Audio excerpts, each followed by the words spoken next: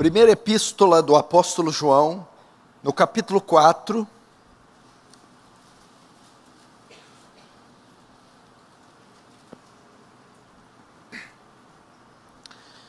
Primeira epístola do apóstolo João, capítulo 4, verso 1, diz assim: Amados, não creais em todo espírito, ou a qualquer espírito.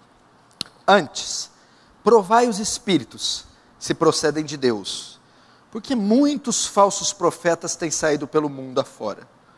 Nisto reconheceis o Espírito de Deus.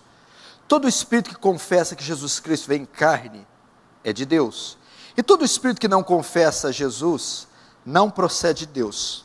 Pelo contrário, este é o espírito do anticristo, a respeito do qual tendes ouvido, que vem e presentemente já está no mundo. Filhinhos, vós sois de Deus e tendes vencido os falsos profetas, porque maior é aquele que está em vós do que aquele que está no mundo. Eles procedem do mundo, por essa razão falam da parte do mundo, e o mundo os ouve. Nós somos de Deus. Aquele que conhece a Deus nos ouve. Aquele que não é da parte de Deus não nos ouve. Nisto reconhecemos o Espírito da verdade e o Espírito do erro. Deixa aberto aí, não feche de jeito nenhum. Vamos fazer uma pequena oração. Santo Deus, diante de Ti nos achegamos em oração, cônscios da nossa pequenez, da nossa miserabilidade, da nossa insignificância. Quem somos nós, Senhor? O que podemos nós sem o Senhor, sem Teu Espírito? O mundo jaz no maligno, dominado pelo engano, por falsos profetas. Nós não somos melhores do que ninguém, Senhor. A parte da sua graça, também estaríamos no engano. Mais do que no engano, a parte da sua graça, seríamos todos condenados. Senhor, não viemos aqui reivindicar nada da sua parte, porque não somos dignos, nem merecedores de coisa alguma. Eu só me fio, não na minha justiça, mas nas suas muitas misericórdias. Não nos meus méritos, mas nos méritos de Cristo. Me fio na incondicionalidade do seu amor e no pacto, na aliança que fizeste naquela cruz.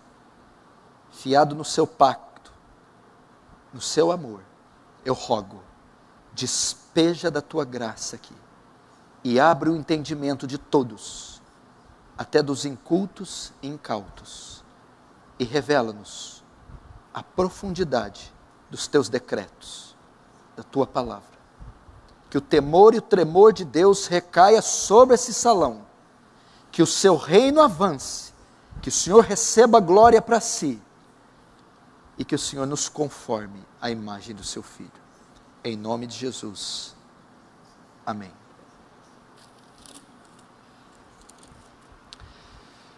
Essa carta aqui, o destinatário e o ano que ela foi escrita é incerto. João não coloca isso na carta. Quem escreveu a epístola aqui é o apóstolo João. Provavelmente aqui ele é o único membro do colégio apostólico vivo. Todos os outros já tinham sido mortos. Judas já tinha negado, traído Jesus e se enforcado. Os outros 11 tinham sido todos martirizados. Paulo já tinha sido degolado a mando de Nero. E João, pelo que me parece, era o único membro do colégio apostólico vivo. Alguns estudiosos dizem que a carta foi escrita entre 90 e 95 depois de Cristo. Talvez um pouquinho antes da grande perseguição de Domiciano, que vai ser mais narrada com mais detalhes, no período do Apocalipse, que é a última carta e o último livro, o último escrito do apóstolo João. Então pode-se dizer que João tinha aqui por volta de 90 anos. Isso aqui é a última parte do primeiro século da era cristã. Provavelmente o ano 90 da era cristã, e João tinha entre 90, 95, 98 anos. O destinatário também não está claro na epístola, por isso ela é tratada como uma epístola geral, porque ela não tem o destinatário definido. Provavelmente João escreveu para um grupo de cristãos, ou para uma igreja que estava sendo plantada. Independente do destinatário definido, é uma carta para a igreja, é uma carta para os cristãos, é uma carta para nós.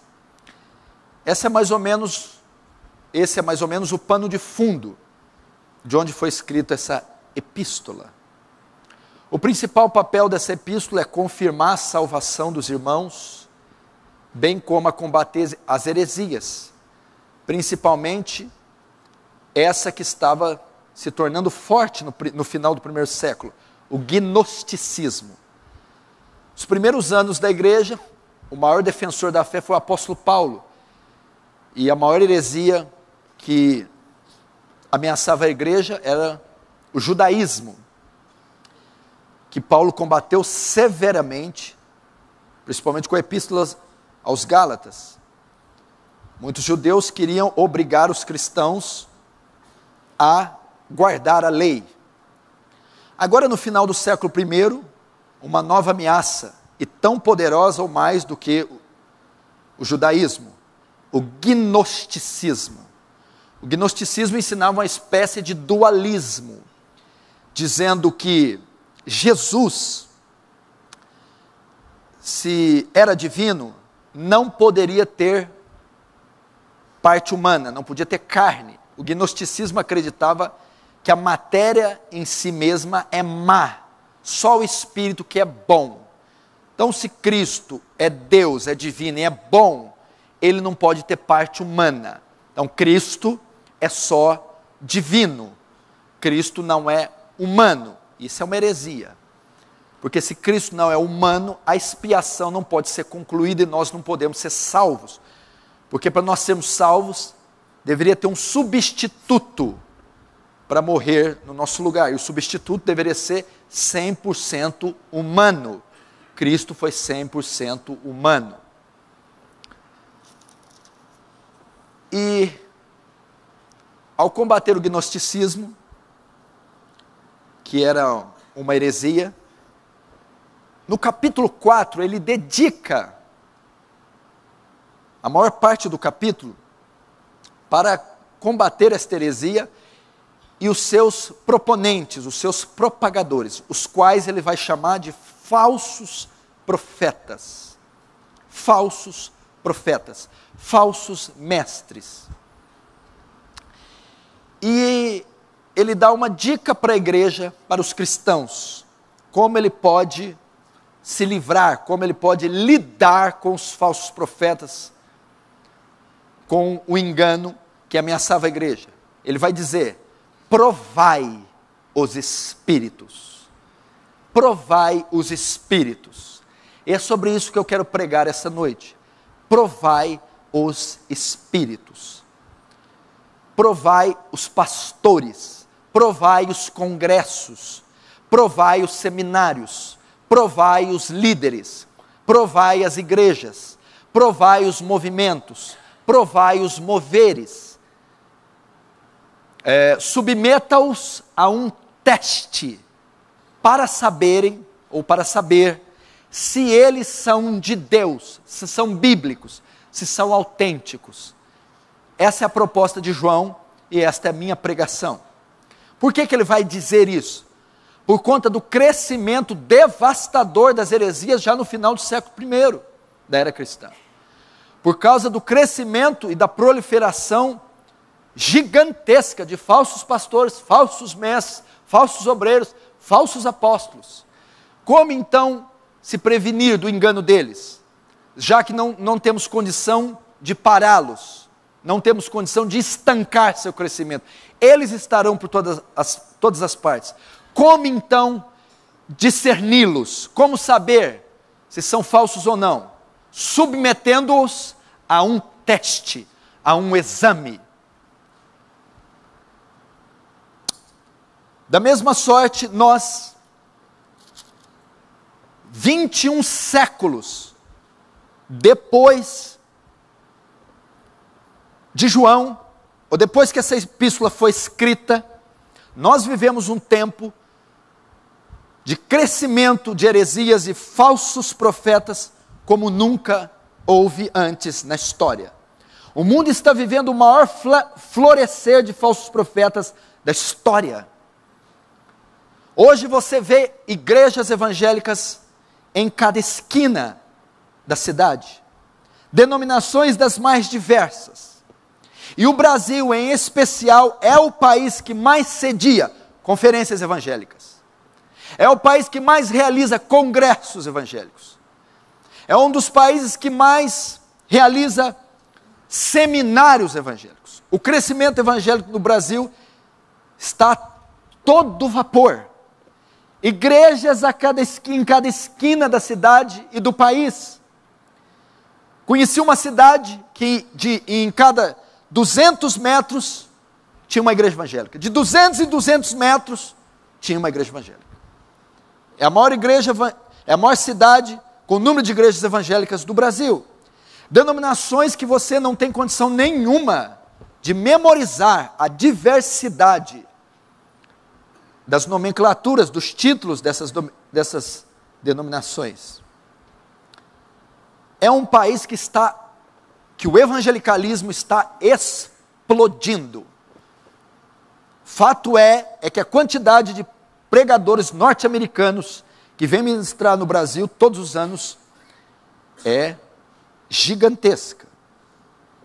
Entretanto, será que esse crescimento tem sido bíblico? Tudo isso que você tem visto é saudável? Será que todas essas igrejas são igrejas cristãs? Será que todos esses pregadores, principalmente os da TV, são verdadeiros pregadores? Será que todas essas doutrinas são bíblicas? São as sãs doutrinas ensinadas pelos apóstolos? Será que tudo isso que se vê com o título de evangélico, falando em nome de Jesus, curando em nome de Jesus, batizando em nome de Jesus, é de fato e de verdade de Jesus? Alguém aqui acredita que Jesus está voltando? Ou alguém aqui acredita que Jesus vai voltar? Se você acredita, diga amém. Amém. Ok. Ele disse, da mesma maneira que vimos ele aqui, da mesma maneira que ele veio na terra, pisou e andou, esteve aqui pela primeira vez, e foi predito, escrito, vaticinado, profetizado que ele viria, ele também disse que retornaria, viria outra vez, independente da vertente escatológica que você tenha, todas acreditam que ele voltará, que ele virá pela segunda vez.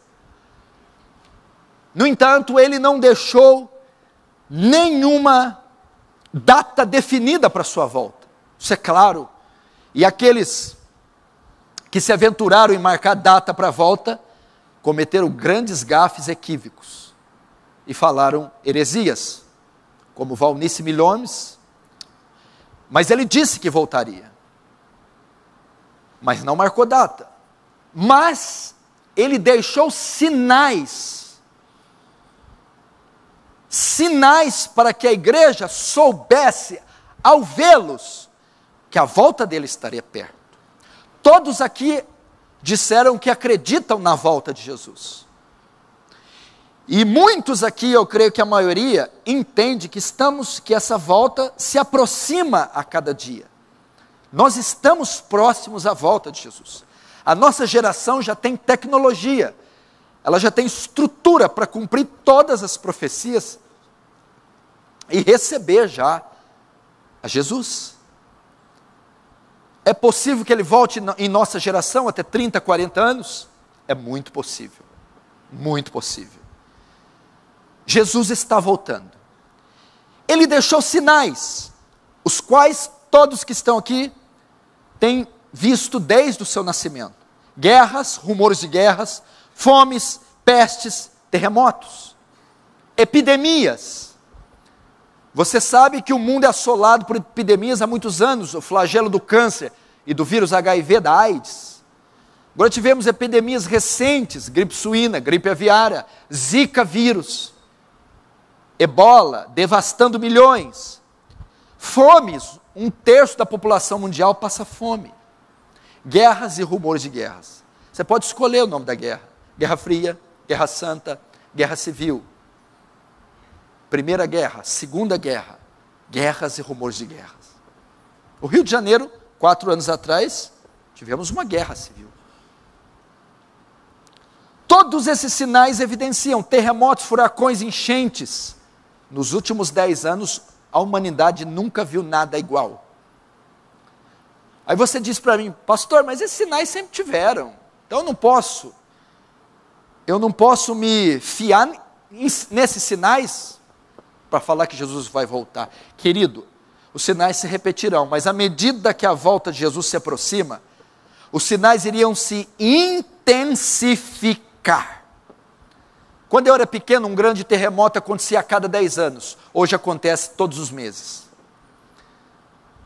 Quando eu era pequeno, enchentes e tragédias, essas coisas, o mundo inteiro ficava mobilizado, paralisado. Hoje aviões estão indo no meio de Nova York, derrubando prédios. Todos esses sinais já se cumpriram, estão se cumprindo e se cumprirão com maior intensidade, mostrando que Jesus está a caminho. A terra funcionaria como um embaixador de Cristo, anunciando o seu retorno triunfal nessa terra. E eu espero que você esteja preparado. Eu espero que a igreja esteja preparada. Eu espero que você não esteja só fascinado com literatura, ou fascinado com os cuidados da sua vida, ou com os seus caprichos. Eu espero que você esteja alerta, esteja vigiando, para que você não seja pego de surpresa naquele dia. Naquele dia as máscaras vão cair, os tapetes e as saias serão levantadas, não conseguiremos esconder nosso coração da ira do Cordeiro. Faça muito bem, você que ainda está nesse tempo, que é chamado tempo da misericórdia, se arrepender e consertar a sua vida. Eu não posso avaliar sua conversão, nem posso saber a autenticidade da sua fé, mas aquele que sonda os corações, este sabe. Sinais que marcariam a volta de Jesus. Todavia, são apenas essas profecias? Somente essas profecias marcam o fim? Sinais na geologia, sinais na sociologia, sinais na economia, sinais na natureza, sinais políticos? Não. Existe mais uma profecia, mais um sinal da volta de Jesus. Não precisa abrir, eu só vou citar rapidamente, porque me conhecendo, sairemos daqui muito tarde. Mateus 24, 10, 11 dá mais um sinal. Nesse tempo, muitos se escandalizarão. Nesse tempo, que tempo? Mateus 24 é o sermão profético, um sermão escatológico. Nesse tempo, o tempo do fim, o tempo próximo à sua volta. Nesse tempo, muitos se escandalizarão. Trair-se-ão uns aos outros, e uns aos outros serão odiados. E surgirão muitos falsos profetas. Quando que surgirá muitos falsos profetas? Nesse tempo. Que tempo? O tempo do fim. Não será assim antes que manifeste, que venha a apostasia e se manifeste o homem do pecado. Paulo está falando do fim. O fim não será antes que venha a apostasia. O fim seria marcado por engano religioso. Surgirão muitos. Jesus fala de uma quantidade exorbitante. O fim não seria marcado por muitos profetas, homens de Deus. Você não vai ver aí multidões de Jonathan Edwards, multidões de Martyn Lloyd-Jones, multidões, não. Você vai ver multidões de falsos profetas. Agora o que mais espanta é que Jesus diz, eles terão sucesso, eles serão bem-sucedidos, os falsos profetas terão sucesso, serão bem-sucedidos.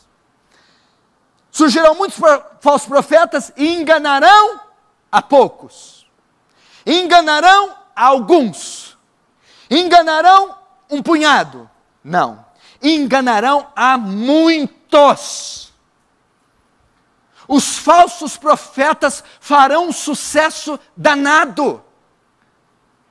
Os falsos profetas serão campeões de venda. Jesus diz que esse seria o cenário da volta dele. O engano sendo propagado em larga escala no mundo. Dezenas, centenas e milhares de falsos líderes, de líderes pagãos, de falsos profetas, propondo engano em todo mundo, fariam muito sucesso, enganando muitos. Marca do fim.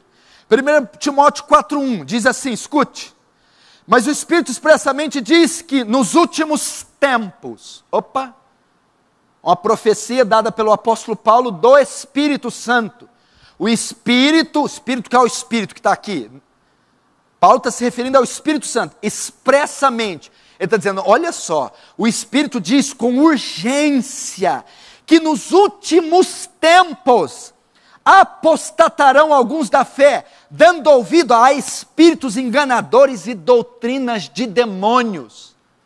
É mais uma profecia acerca do fim. É mais uma profecia que marcaria o cenário mundial, o cenário religioso do fim. Muitos se apostatarão. O que é apostatar? Se esfriar, se desviar da fé. Que fé? Da fé salvífica, da verdade, do evangelho, para dar ouvido a esses falsos profetas. Na segunda carta, Paulo vai fazer outro vaticínio. 2 Timóteo 4, verso 1 a 4. Olha isso aqui. Conjuro-te, pois, diante de Deus, do Senhor Jesus Cristo, que há de julgar os vivos e os mortos na sua vinda e no seu reino. Cuidado, a vinda é julgamento. Que pregues a palavra, instes a tempo e fora de tempo. Redáguas, repreende, exortes, com toda a longanimidade e doutrina. Por quê? Virá o tempo. Virá o tempo. Que tempo? O fim.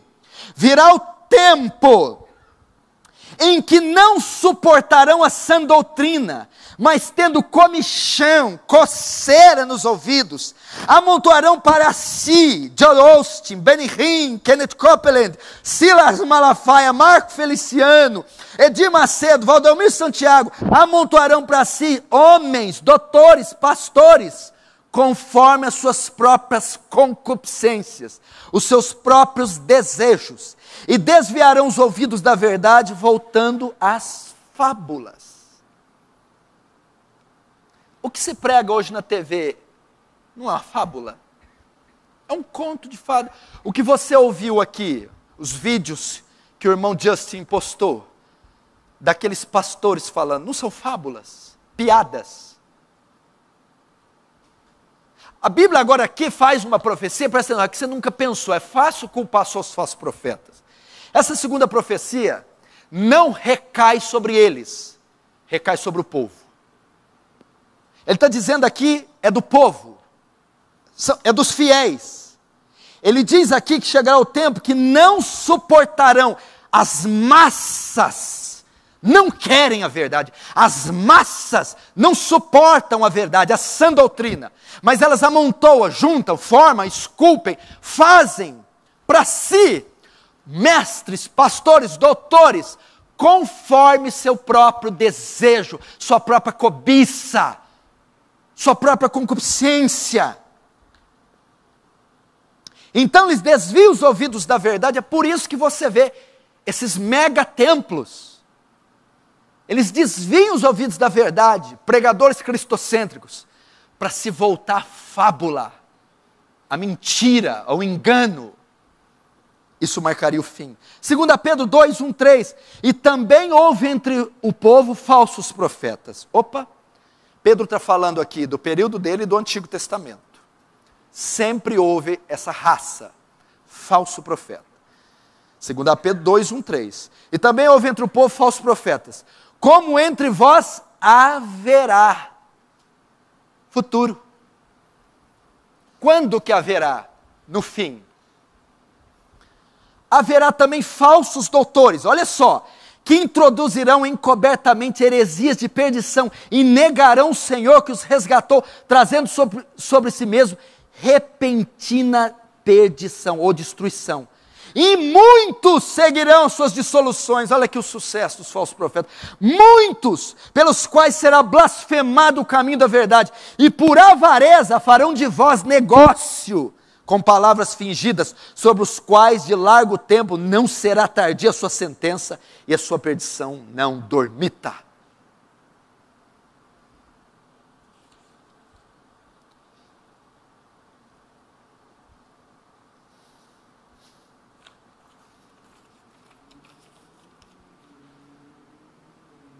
Vou perguntar de novo. Vocês creem que Jesus vai voltar? Amém. E vocês creem que a volta dele está próxima? Amém. Então vocês têm que acreditar nesse sinal. Todo mundo só olha para os terremotos. Ó, Jesus está voltando ao terremoto. Olha a construção do templo. Olha o Putin, olha agora o Donald Trump. Queridos, é só ligar a TV. Na RIT. É só ligar a TV. Agora nós vamos voltar para o texto. 1 João 4:1. Isso marca o tempo do fim. É um tempo que seria marcado por isso. Agora note, presta atenção. Enquanto isso, onde estaria a igreja de Cristo? Seria arrebatada? Não. Quando essas profecias se cumprissem, onde estaria a noiva do Cordeiro? Seria assunta aos céus? Não. Onde estaria o crente verdadeiro? Estaria aqui. Ele estaria no meio dessa explosão herética. Logo, faz-se necessário preparar a igreja para lidar com isso. Não peço que os tire do mundo, mas que os livre do mal. A igreja estaria aqui neste contexto. A igreja presenciaria esse avanço estrondoso de heresias e esse crescimento estrondoso de falsos profetas.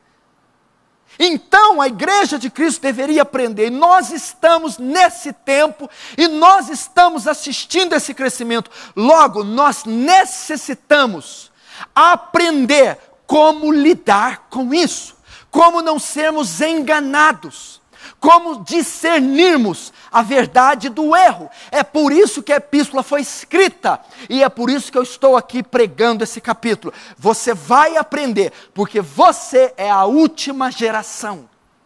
Você participa hoje do cumprimento, do cumprimento exato das últimas profecias, até a presente hora.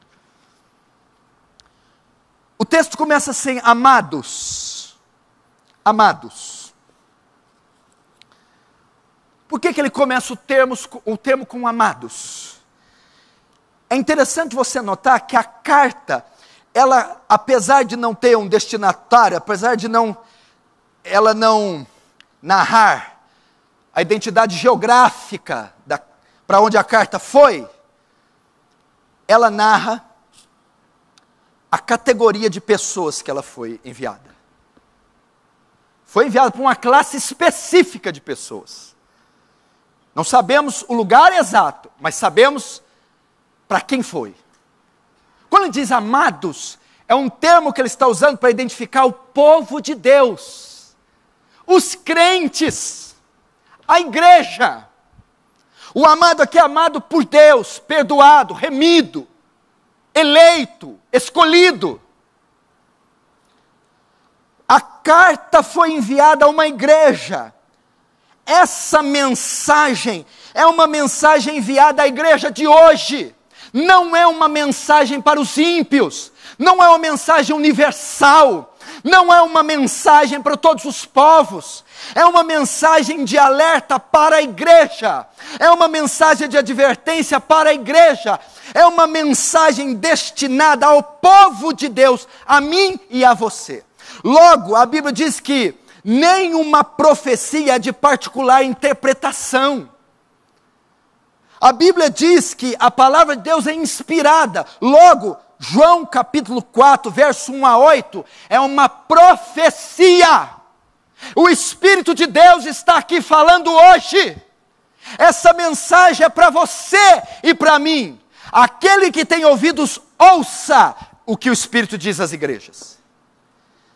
Amados, para nós, tá, e o quê? Não creiais em todo espírito. Isso não pode ser para os mormons, para os kardecistas, para os muçulmanos. Isso é para nós.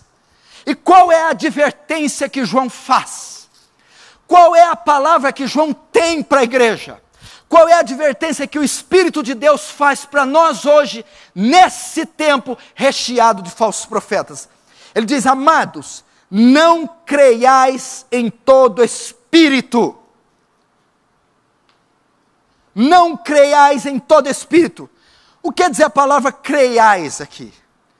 Amados, não acrediteis, não deis crédito, não aceiteis, não sejais cúmplices em todo espírito,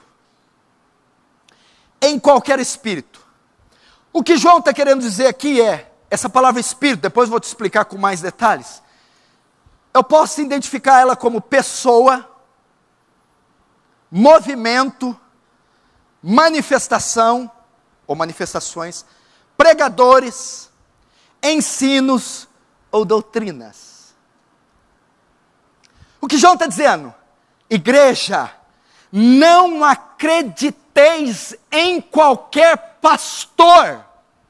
Igreja, não deis créditos em qualquer movimento que se diz cristão. Igreja, não aceiteis qualquer doutrina que se diz cristã.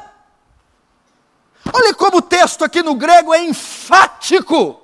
É uma advertência dizendo: não engulam qualquer coisa. Não aceitem qualquer coisa. Se tem uma coisa que a igreja evangélica brasileira faz, é engolir, tolerar, absorver qualquer um que vem em nome de Deus. E João está dizendo: não façam isso. Amados, igreja, não deis créditos, não acrediteis, não aceiteis qualquer doutrina, qualquer pregador. Nós aceitamos qualquer pregador, qualquer doutrina?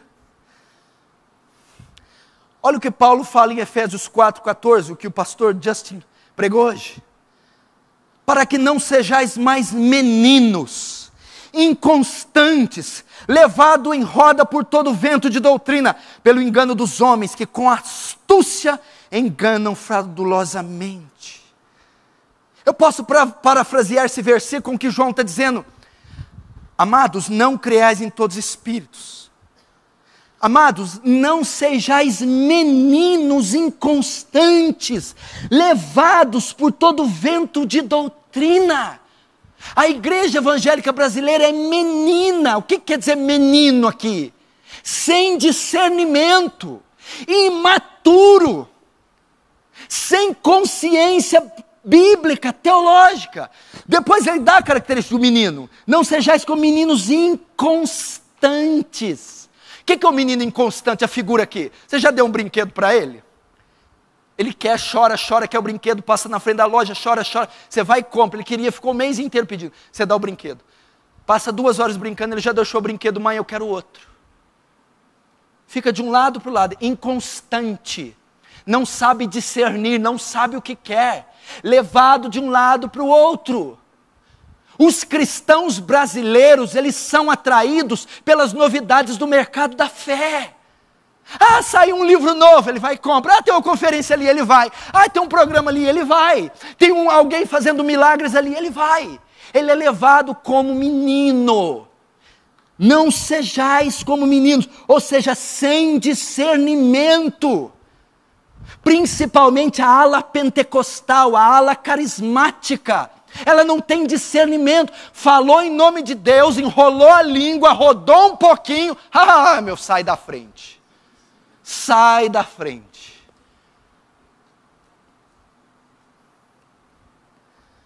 Não dei créditos em todos os espíritos. Antes, é o que o texto vai dizer. Antes, o que quer dizer o antes? Ao invés disso, não creiais em todos, em qualquer espírito, manifestação, pregadores. Antes, ao invés disso, provai os espíritos.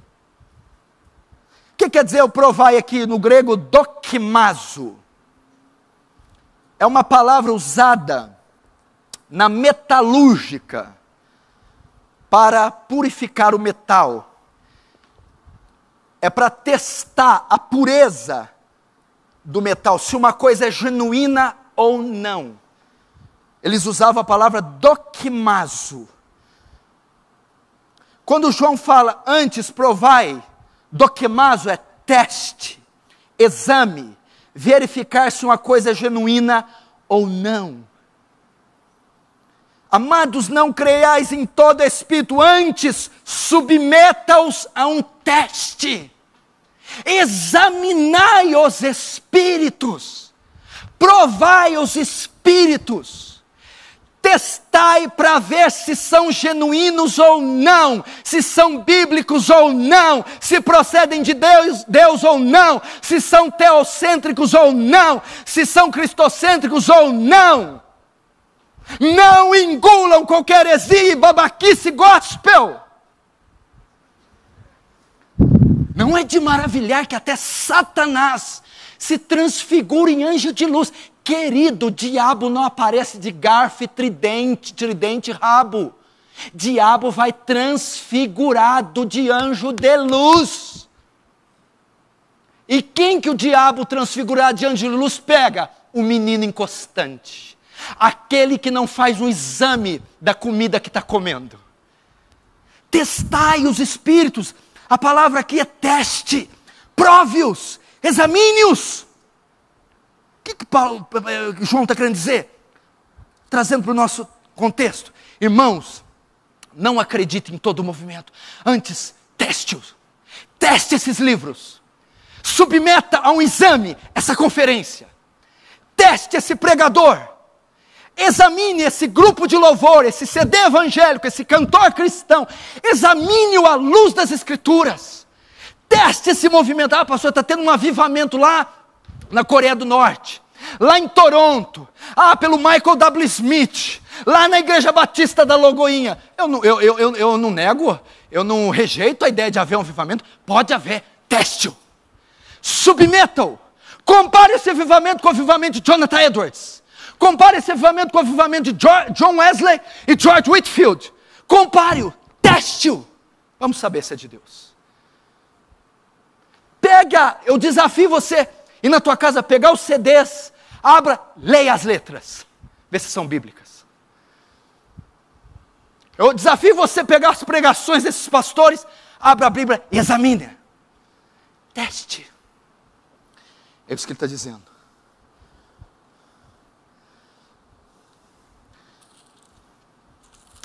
Amados, não dei crédito, mas provai os espíritos. Na minha tradução revista e atualizada, para ver se procedem de Deus. Você lembra de Atos 17:10, foi citado aqui também? E logo os irmãos enviaram de noite Paulo e Silas a Bereia. E eles chegando lá foram à sinagoga dos judeus. Ora, estes foram mais nobres dos que estavam em Tessalônica, porque de bom grado receberam a palavra, examinando cada dia nas Escrituras se essas coisas eram assim. os cristãos bereanos, o ensinamento que eles recebiam, as pregações que eles ouviam, os congressos que eles participavam, eles examinavam todos os dias nas Escrituras, para saber se isso era assim. Submetiam a pregação daqueles homens a um exame. Paulo e Barnabé foram submetidos a um teste, a um exame. Quanto mais essa laia que está aí de falso profeta. Teste-os, examine-os, coloque-os à prova, vê. Testar para quê? Quando ele diz aqui para saber se são de Deus ou não, para saber se são bíblicos, se tem respaldo bíblico, teológico, exegético, hermenêutico. Prova. Ontem, acho que ontem você ouviu o pastor Justin dizendo que nós somos intimados, confrontados a fazer um exame. A Bíblia diz, examine-se a si mesmo e coma do pão. Examina-se cada um para saber se está na fé. Tessalonicenses, examinai, não desprezeis as profecias, examinai tudo, retende o que é bom. 1 João, examinai os falsos profetas. E ontem ele disse que é um pecado crente que não tem discernimento. Nós devemos buscar discernimento. Nós precisamos trabalhar duro, igreja. Sabe por que esse país ainda não viu um avivamento? Sabe por que os falsos profetas fazem tanto sucesso? É porque ninguém os põe à prova. É porque ninguém faz um exame pessoal, um exame bíblico, um exame teológico.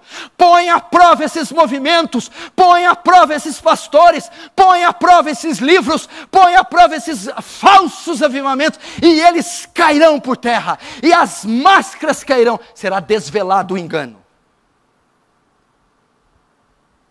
Qualquer senhorazinha aposentada que é explorada nesses lugares, se ela ler o Evangelho de João inteiro, devagarzinho, ela já sai de lá.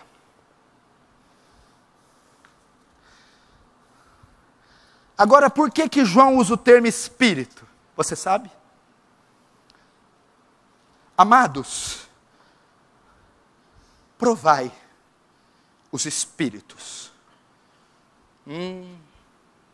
Por que será?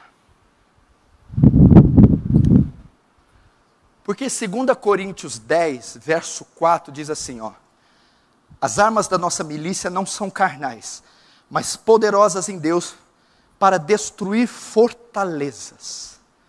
Aí ele vai terminar levando todo o nosso pensamento cativo em obediência de Cristo Jesus. Aqui Paulo responde por que João usa o termo espírito. As armas da nossa milícia não são carnais. Ele está falando de uma guerra espiritual. Ele está falando de arma de milícia. Ele está usando figuras de combate, de guerra. As armas do nosso pelotão, as armas da nossa milícia, não são carnais. Embora vivendo na carne, não lutamos segundo a carne. Aqui carne está falando de natureza. Embora sendo homens, humanos, de carne e osso, não lutamos com carne e osso. Porque as armas da nossa milícia não são humanas. Ali ele está revelando o oponente. Ele está querendo dizer, não existe nada na terra que vença o oponente. Não existe matéria que faz frente contra o oponente. Não existe artifício humano que o derrube. Porque as armas da nossa milícia não podem ser naturais. Porque o inimigo é espiritual. Mas poderosas em Deus. Ele está dizendo que o combate é contra Satanás. Que o combate é contra o inferno. Que o combate é contra o príncipe das trevas. Tá, mas o que tem a ver com João? Vamos lá. Mas as armas da nossa milícia não são carnais, mas poderosas em Deus, para destruir fortalezas. O termo fortaleza ali no grego dá a ideia de ideologia. Ideologia. O que é ideologia? As armas da nossa milícia não são carnais, mas poderosas em Deus, para destruir ideologias, filosofias, pensamentos, argumentos, estratagemas. Primeiro ele revela que o campo de batalha do diabo não é arranhar a tua janela, não é fazer barulho de noite, não é vir com o demônio babar no meio de um culto. O campo de batalha do diabo é na mente. Se você continuar o texto, ele vai dizer para destruir sofismas, setas, engano. E ele usa o termo de um forte, de uma fortaleza. Ou seja, o diabo é quem está por trás das ideologias, das heresias. Ele que está por trás das filosofias pagãs, do ateísmo, do engano. E ele tem milhões nas suas fortalezas. Aonde os homens estão presos? Na mente. Aonde os homens estão presos? Na ideologia, na filosofia, nos pensamentos. O que o senhor está querendo dizer? Que todas as heresias procedem de uma só fonte. Todos os falsos profetas têm uma só nascente. Todo engano, todo sofisma, toda ideologia, toda filosofia vem do príncipe das trevas. Satanás é quem está por trás do engano. Satanás é quem está por trás da heresia. Por exemplo, no Éden, Gênesis 3, 1, 5. Quem lançou sofismas sobre Eva? Diz assim, é assim que Deus disse? Não comereis de toda árvore do jardim? Olha o sofisma. Satanás na mente de Eva, inclinando ela para o erro. Mateus 4,6. Se tu é o filho de Deus, lança-te daqui para baixo, porque está escrito que os seus anjos darão ordem ao teu respeito. 1 Timóteo 4,1. Nomeia quem está por trás dos dois que eu citei. Nos últimos tempos apostatarão da fé, dando ouvidos a espíritos enganadores e doutrinas de demônios. Era a serpente, era Satanás que estava por trás da serpente, confundindo Eva. Era Satanás que estava usando o Salmo 91 para confundir Jesus. Paulo vai dizer que essas doutrinas falsas têm o seu nascedouro no inferno, na mente de Satanás. Então o que isso quer dizer? Por isso que João usa o termo filhinhos, não creais em todo espírito. É porque ele está dizendo, por trás de todo falso profeta, tem o espírito do diabo. É Satanás que está agindo.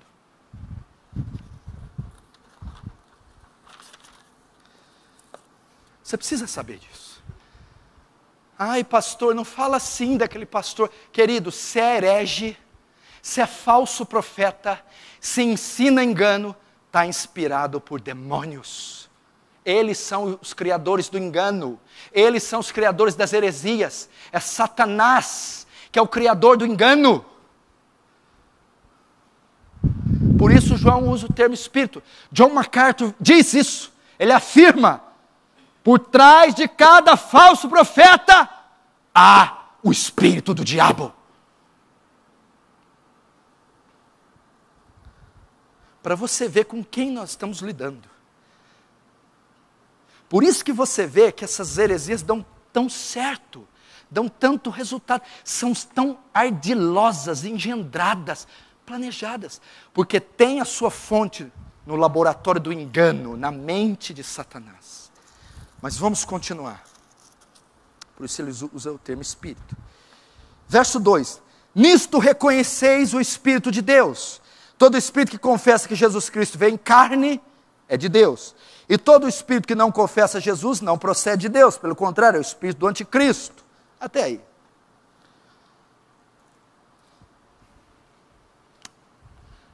Primeiro João vai ensinar, vai dizer a eles, não creais em tudo que vocês ouvem. Ao invés disso, teste-os. Agora ele vai ensinar como testar. Como eu sei que algo é de Deus ou é do diabo? Como eu sei discernir a heresia da verdade?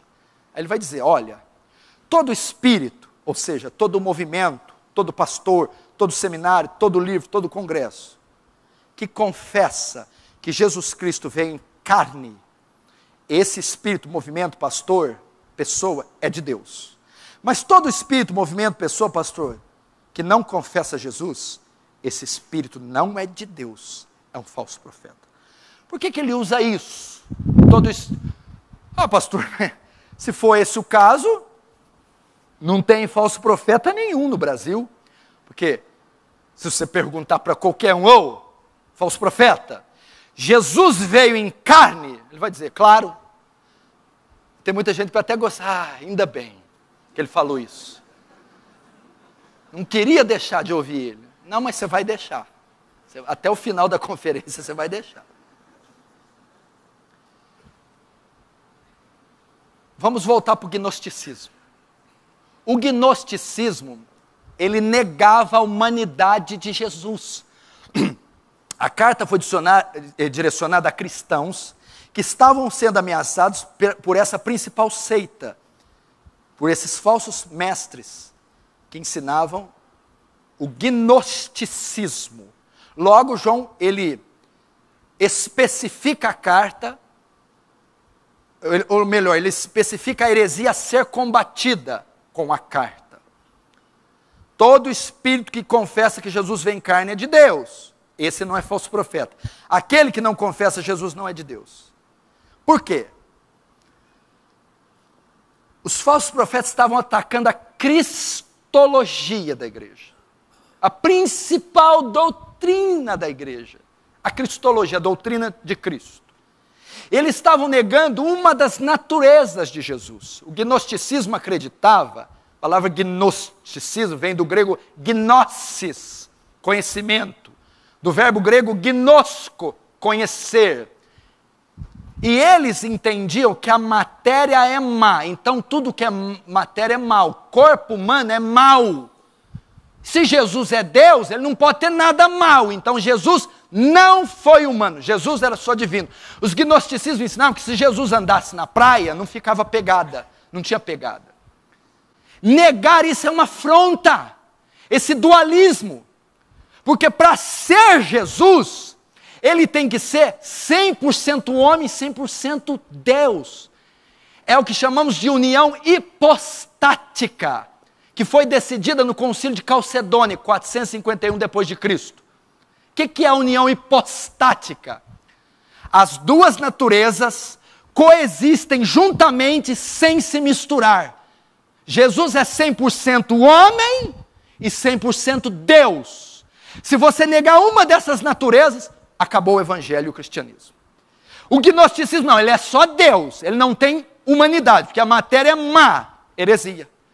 Você quer ver uma prova disso? Tem uma passagem que ele mostra as duas naturezas ao mesmo tempo. Quando eles estão atravessando o mar. Jesus estava tão cansado que estava dormindo, 100% homem. Na mesma passagem ele acorda e repreende o mar, 100% Deus. 100% homem, 100% Deus. As duas naturezas coexistem na mesma pessoa sem se misturar. União hipostática. E os gnósticos estão defendendo isso. Estavam combatendo isso. Se alguém negar a humanidade de Cristo, herege. Se alguém negar a divindade de Cristo, herege. Então, para você saber se uma religião, se uma denominação, se qualquer coisa é uma seita, a primeira coisa que ela vai atacar é a divindade de Cristo. O catolicismo, o espiritismo, é de Deus ou não? Vamos para a cristologia do espiritismo. Jesus é um espírito evoluído, heresia. Tirou divindade e humanidade. Acabou, não serve. Não serve. Testemunho de Jeová, Jesus é uma criatura. Quê? Ele é o primogênito da criação, usa o texto de Colossenses. Ele foi criado, então ele não pode ser Deus. Heresia, tirou a divindade. Quando Paulo fala que ele é o primogênito da criação, não está dizendo que ele foi o primeiro a ser criado. Ele é o primogênito em herança, é o primeiro da raça humana. Não é que ele foi criado. Heresia. Vamos ver outro. Os Mormons diz que Jesus é um irmão de Lúcifer. Pode procurar. Aí não, eu vou até pular, né? Não merece comentário. Catolicismo romano. Não, aí você não pode. Porque eles não negam a divindade e a humanidade. Sim, é verdade. Mas eles atribuem que a salvação só a Cristo não é suficiente. Cristo e Maria. Cristo e os santos. Cristo e os homens. Também não serve. É solos Christos. Maria é corredentora com Cristo, porque só o sangue dele não serviu. Maria é coadjutriz, e mediadora, e medianeira entre Deus e os homens. Então ela ajuda Cristo. Também não serve. Porque Cristo é suficiente. Também heresia. Quando enaltece demais a pessoa, uma das pessoas da Trindade, e rejeita Cristo, heresia. O livro Bom Dia Espírito Santo, quem que é o centro do livro? O Espírito Santo, heresia. Jesus diz, e o Espírito quando vier, glorificará a mim, e fará vocês ouvirem tudo que tiverem ouvido de mim. O Espírito Santo aponta para Jesus, o Espírito Santo exalta a pessoa de Jesus, o Espírito Santo glorifica Jesus. Então, tudo que é do Espírito aponta para Jesus e não para o próprio Espírito. Heresia, o livro Bom Dia Espírito Santo. Manifestações benihínicas, heresias, heréticas. O universo é cristocêntrico, a terra é cristocêntrica, o culto é cristocêntrico, tudo é cristocêntrico, nós somos cristocêntricos. Tá, mas aí você vai falar assim, pastor, mas aí não deu muito para pegar os falsos profetas. Nisto conhecereis o Espírito de Deus, todo Espírito que confessa que Jesus Cristo veio em carne é Deus. Vamos lá. Como eu provo os falsos profetas? A humanidade de Cristo é uma verdade comprovada na Bíblia. Negar uma verdade comprovada biblicamente torna-se heresia. Todo pastor, pregador, movimento, livro, conferência que nega, distorce uma verdade declaradamente exposta na Bíblia, herege. Mentira! Nega uma verdade das Escrituras. O R.R. Soares, ele afirma que quem não der o dízimo não pode ser salvo. Porque ele diz lá em 2 Coríntios 6, 9, nem os sodomitas, efeminados, nem os ladrões herdarão o reino do céu. Aí ele vai para Malaquias 10, roubará o homem o Senhor teu Deus? E vocês perguntam assim, quem me roubará? No dízimo de oferta. Quem não dá dízimo de oferta é ladrão. O ladrão, segundo 2 Coríntios 6, 9, vai para o inferno. Então quem não dá dízimo é ladrão, quem é ladrão vai para o inferno. Ou seja, a expiação não é feita pelo sangue, é feita pelo dízimo. Heresia! Heresia! Sai, não vê, desliga a TV, anuncia para todo mundo, heresia! Onde já se viu ensinar isso, gente? Então a salvação é comprada, salvação vale 10% do que você ganha. Salmo 46, 39 diz, a redenção da alma é caríssima, ninguém pode pagar. Todo pastor, pregador, livro que distorce uma verdade clara da Escritura, não é de Deus. Pastor, mas como é que eu vou saber se eu não leio Bíblia?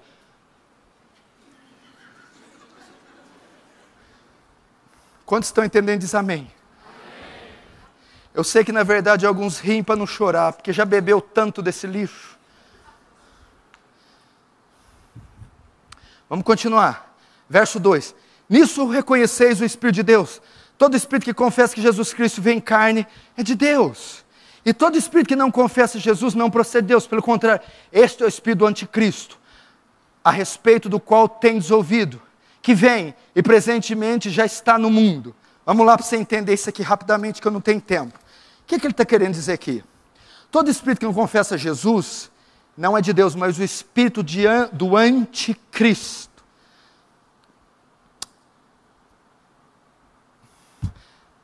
O que João está dando a ideia aqui, olha só, presta atenção, que forte.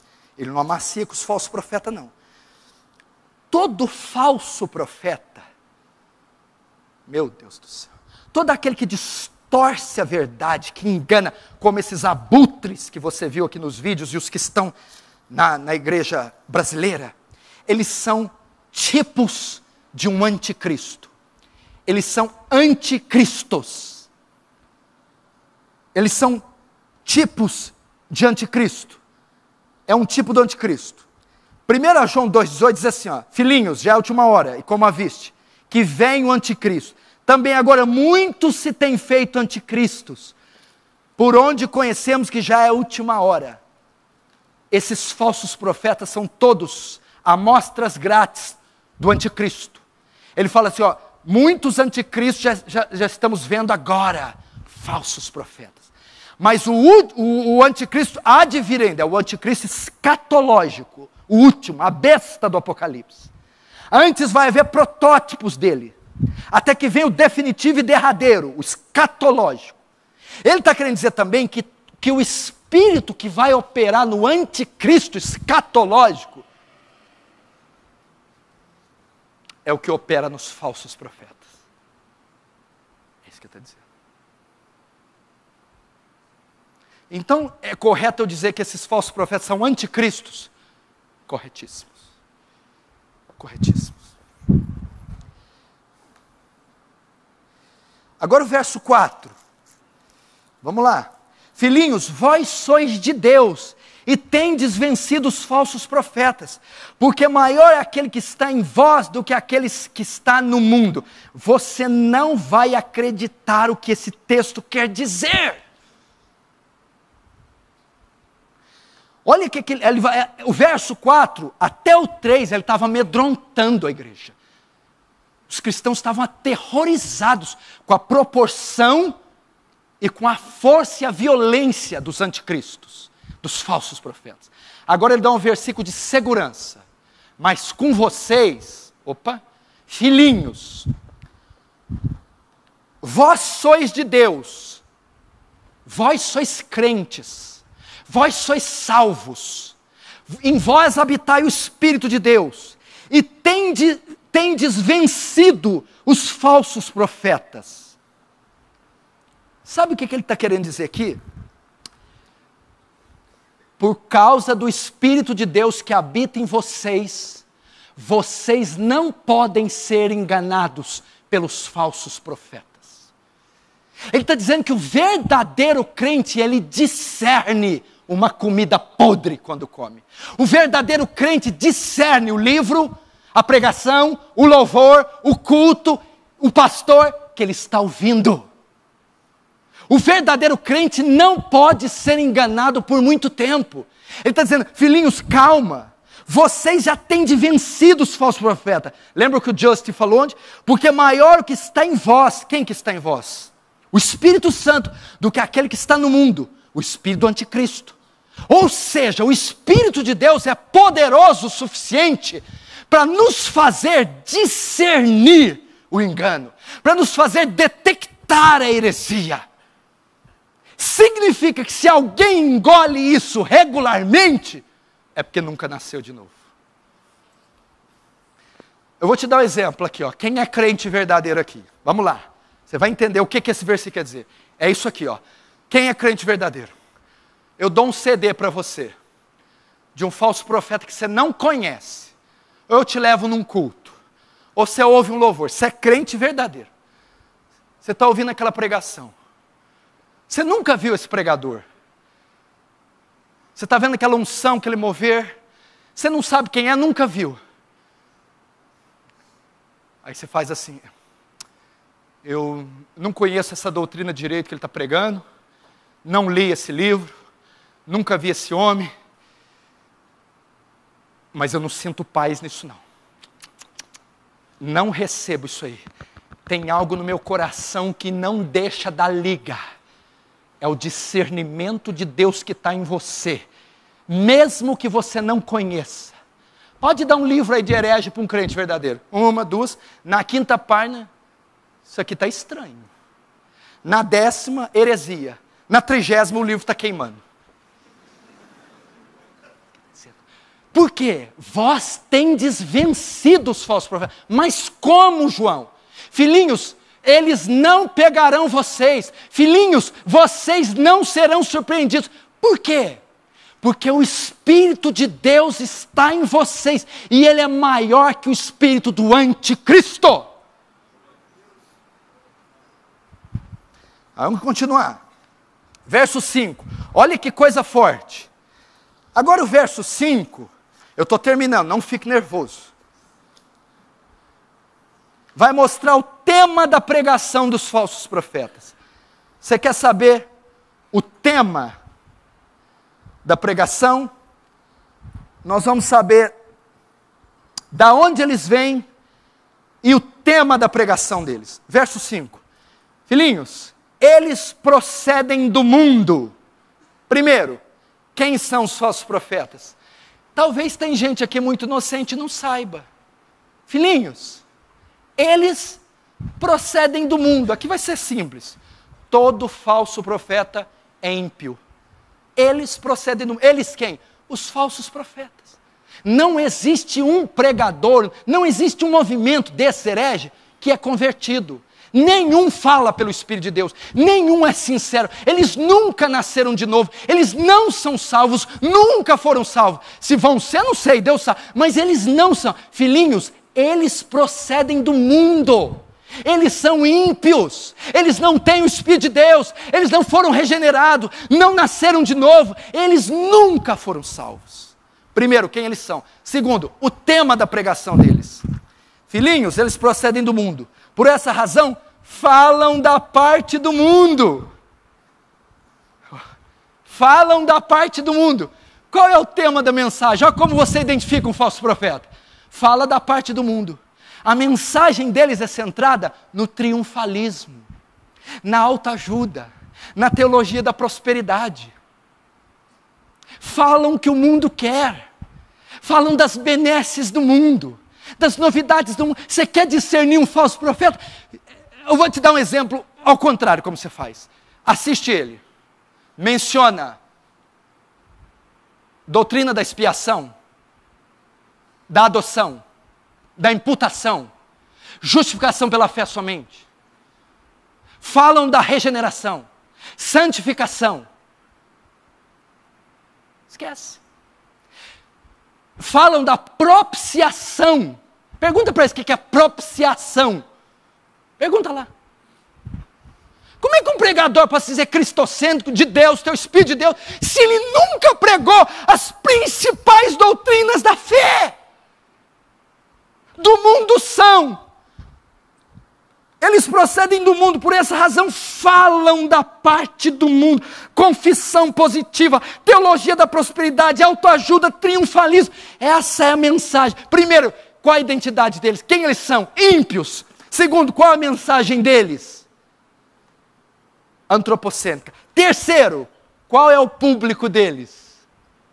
Agora você vai arrepiar. Verso 5, eles procedem do mundo, por essa razão fala da parte do mundo, e o mundo os ouve. Sabe quem que é o público deles? Choquem. Quem que é o público dos falsos profetas? Os bodes. Não há uma ovelha genuína de Cristo lá. São bodes. Joio. O mundo os ouve, o público deles são os não regenerados, os não convertidos. São comunidades de bodes pastoreadas por lobos. Nessas mega igrejas, nessas igrejas nababescas, não é a noiva do cordeiro que está lá. É o joio que está lá. Espera aí, pastor. Mas pode haver conversão lá? Pode. Pode ter algum salvo lá? Pode. Então eu peguei o senhor. Gente pode converter lá? Pode. Pode ter gente salva lá? Pode. Terceiro, pode permanecer salva lá? Não. Absolutamente. Por quê? O próprio texto explica. Maior é que está em vós. Se haver uma conversão lá, o Espírito de Deus vai arrancá-lo de lá e vai integrá-lo no corpo místico de Cristo, que é a igreja de Cristo.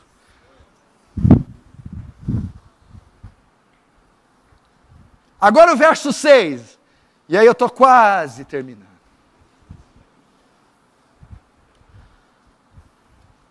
Nós somos de Deus. Nós quem? Aqueles a quem Ele está enviando a carta. Logo, esse nós é quem? A igreja, eu e você. Nós somos de Deus. Aquele que conhece a Deus, o salvo, nos ouve. Aquele que não é da parte de Deus, não nos ouve. O que quer dizer isso? O verdadeiro crente segue verdadeiros pastores. O verdadeiro crente segue verdadeiros ensinos. O verdadeiro crente ama. Gente, eu vi o John MacArthur, ele fazer a exposição desse texto, eu quase chorei. Ele está dizendo assim, olha, ele foi explicar uma experiência, foi falar com os carismáticos. O Espírito Santo sabe.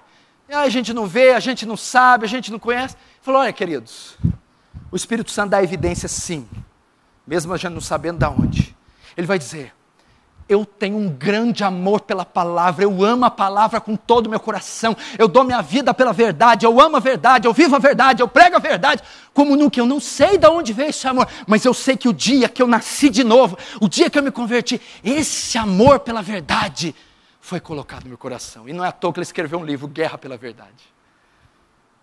O verdadeiro crente ouve João, ouve Paulo, ouve Pedro, ouve Isaías, ouve Jeremias, ouve a sã doutrina, ama o evangelho, gosta de doutrina santa, gosta de expiação, redenção, santificação, oração.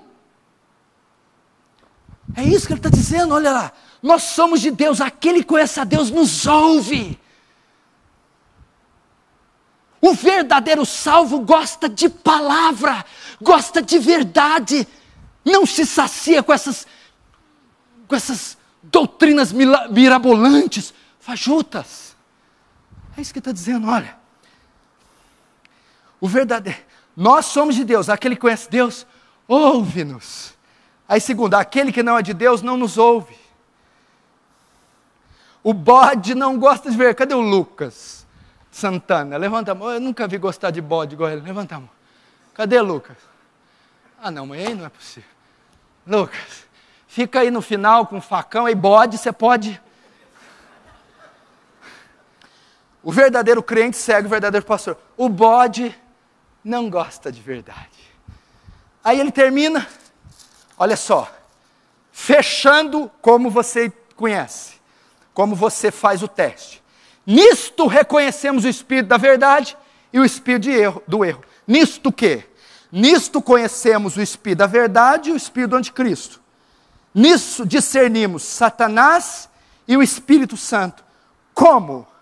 Pela doutrina. É isso que ele está dizendo. Nisto. Essa é a maneira de discernirmos o espírito da verdade e o espírito do erro. Como? Pesem na balança as doutrinas que ensinam. É isso que ele está dizendo.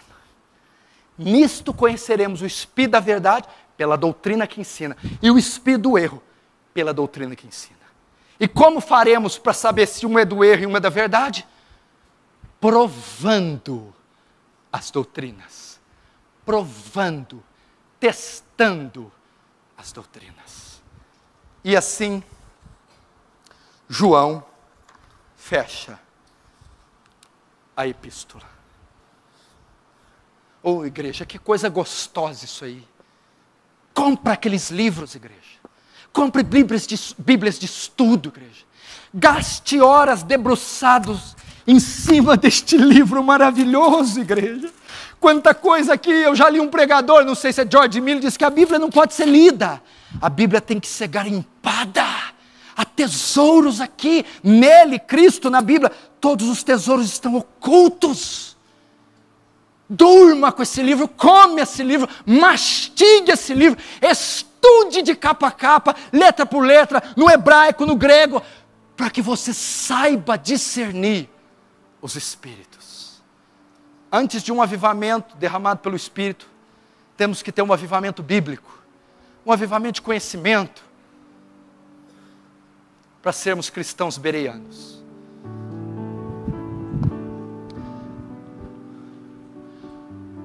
Uma frase do versículo que eu esqueci de ler, eu vou encerrar com ela. Por que João manda testar os espíritos? Você acredita que ele escreveu isso? Eu não acredito. Você acredita, Ivan? Primeiro século, primeirinho, a igreja tinha 90 anos. Ele disse assim: prove-os. Aí o povo de lá, por quê? Porque muitos falsos profetas têm saído pelo mundo afora. O quê? No primeiro século já tinha muitos falsos profetas em todo o mundo. Imagina 2000 anos depois. Essas pessoas, prove os livros, prove-os, para não cairmos mais no engano. Amém? Você vai orar agora para Deus te dar aquilo que o irmão pregou ontem, discernimento. Fecha os olhos, vamos orar.